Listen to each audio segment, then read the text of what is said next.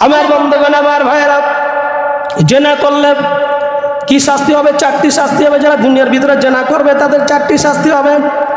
1 নম্বর, দুনিয়ার ভিতরে যে ব্যক্তি জেনা করবে তার চেহারা সৌন্দর্য নষ্ট হয়ে যাবে। যে ব্যক্তি জেনা করবে তার চেহারা কি নষ্ট হয়ে যাবে? এই যে আমার বন্ধুগণ, ইন্দোনেশিয়াতে একটা ভিডিও দেখলাম। ইন্দোনেশিয়ার ভিতরে একটা ছেলে মেয়ে জেনা করছিল। আল্লাহ রাব্বুল আলামিনের কি গজব! দুইজনে একসঙ্গে লেগে থেকে গেছে, কেউ ছুটাতে পারছে না। জেনা যখন করতে গেছে দুইজনে লেগে থেকে গেছে, কেউ জোড়া ছুটাতে পারে না। এই জন্য জেনা যে করবে 1 নম্বর শাস্তি হলো তার চেহারা সৌন্দর্য নষ্ট হয়ে যাবে। নাম্বার 2, তার রিজিকের বরকত কমে যাবে। সে যতই গাড়ি বাড়ির মালিক হোক, এক পর্যায়ে দেখবেন যে সে ফকির হয়ে যাবে, নিঃস্ব হয়ে যাবে।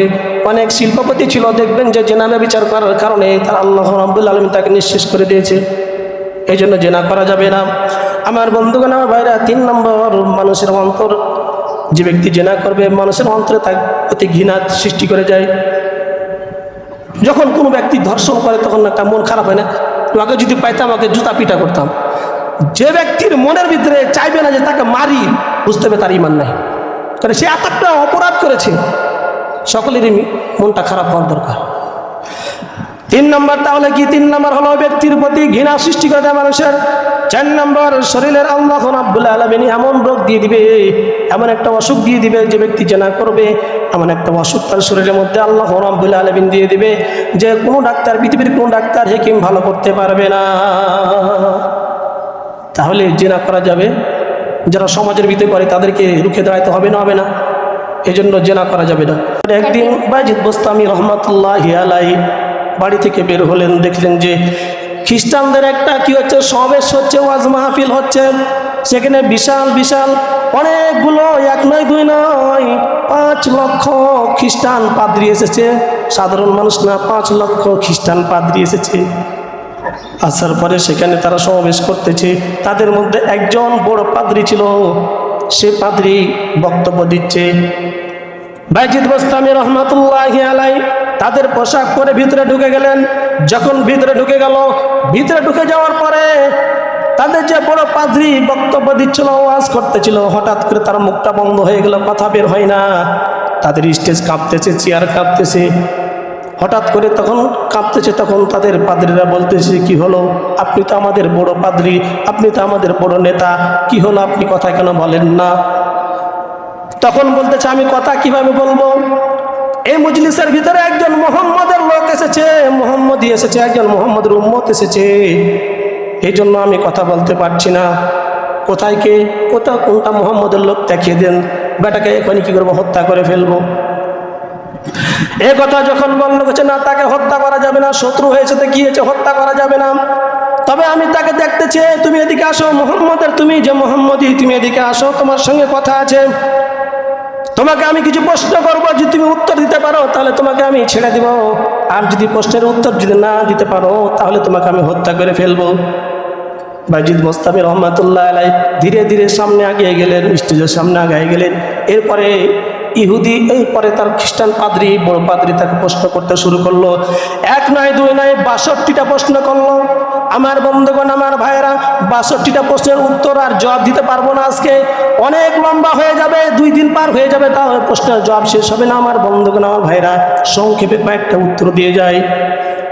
62টা প্রশ্ন করলো। 1 নম্বর প্রশ্ন করলো যে, এমন এক আছে যার 2 নাই, এমন 2 আছে যার 3য় নাই, এমন 3য় আছে যার 4র্থ নাই, এমন 4র্থ আছে যার 5ম নাই, এমন 5ম জিনিস আছে যার কি 6ষ্ঠ নাই, এমন 6ষ্ঠ আছে যার 7ম নাই, এমন 7ম আছে যার 8ম নাই, এমন 8ম আছে যার 9ম নাই, এমন 10ম আছে যার 11 নাই। এইভাবে 62টা প্রশ্ন করলো। যখন 62টা প্রশ্ন করা হয়ে গেল, বায়েজিদ বোস্তামি রহমাতুল্লাহি আলাইহি বলতেছেন যে, আপনার প্রশ্ন করা শেষ? বলছে, হ্যাঁ শেষ। আপনার 1 নম্বর প্রশ্ন, এমন এক আছে যার 2য় নাই, তা হচ্ছে আল্লাহ রাব্বুল আলামিন। পৃথিবীতে একজনই আছে, তিনি কে? আল্লাহ রাব্বুল আলামিন। যার 1 নাই তিনি হচ্ছে আল্লাহ রাব্বুল আলামিন। যার 2য় আছে, যার 2য় নাই, যার 2য় আছে 3য় নাই, তা হচ্ছে দিন এবং রাত। দিন এবং রাত আছে না নাই? আমার বন্ধুগণ, আমার ভাইয়েরা, যার 3য় আছে 4র্থ নাই, তা হচ্ছে আল্লাহ রাব্বুল আলামিনের যে আরশ, কুরসি, কলম। আরশ, কুরসি, কলম তিনটা জিনিস, যার চতুর্থ আছে পঞ্চম নাই। আমার বন্ধুগণ, আমার ভাইয়েরা, এরপরে বললো যার চতুর্থ আছে তার পঞ্চম নাই। তা হচ্ছে যে আসমানি কিতাব কয়খানা? চারখানা, তাওরাত, জবর, ইনজিল, কুরআন। আমার বন্ধুগণ, আমার ভাইয়েরা, এরপরে বললো যার চতুর্থ আছে তো পঞ্চম নাই কি? এরপরে হলো যার পঞ্চম আছে ষষ্ঠ নাই, তা হলো 5 ওয়াক্ত নামাজ। আমাদের নামাজ কয় ওয়াক্ত বলেন তো? 5 ওয়াক্ত নামাজ। 5 ওয়াক্ত নামাজ আমরা মুসলমান পড়তে চাই না। এরপরে প্রশ্নের উত্তর দিলেন যার ষষ্ঠ আছে কিন্তু সপ্তম নাই, তা হচ্ছে 6 দিনে আল্লাহ রাব্বুল আলামিন আসমান জমিন এই 6 দিনে সৃষ্টি করেছেন। 6 দিনে কি করেছেন? আল্লাহ রাব্বুল আলামিন আসমান জমিন সৃষ্টি করেছেন। যার সপ্তম আছে অষ্টম নাই, যার 7 আছে 8 নাই, তা হচ্ছে 7 আকাশ আছে না নাই বলেন তো? এইভাবে অষ্টম আছে যার নবম নাই, তা হলো আল্লাহ রাব্বুল আলামিনের বহন আরশ বহনকারী 8 জন ফেরেশতা আছে। জোরে বলেন তো কয়জন ফেরেশতা আছে? 8 জন ফেরেশতা আল্লাহ রাব্বুল আলামিন আরশকে বহন করে নিয়ে আছে। এরপরে যার অষ্টম আছে যার নবম নাই, তা হচ্ছে যে বনি ইসরাইলের 9 জন লোক ছিল, তারা ঝগড়াটে ছিল। এই বনি ইসরাইলের 9 জন লোক, তারা ঝগড়াটে লোক ছিল।